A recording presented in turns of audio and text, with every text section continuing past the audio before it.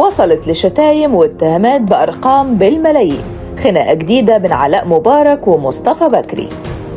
حصلت خناقة جديدة بين علاء مبارك ومصطفى بكري وتصدرت الترند في الساعات اللي فاتت، والموضوع بدأ بأن بكري كتب تهنئة للرئيس عبد الفتاح السيسي في عيد ميلاده، وأشاد فيه بموقفه وشجاعته وتحمله لمسؤولية البلد. لكن فجأة دخل علاء مبارك بتعليق ساخر قلب الدنيا، وقال لبكري: يا درش ما تنساش يوم 26 عيد ميلادي، ولا هتستهبل كالعادة؟ من زمان وانت متعود تعرض عليا، أقصد تعايد عليا.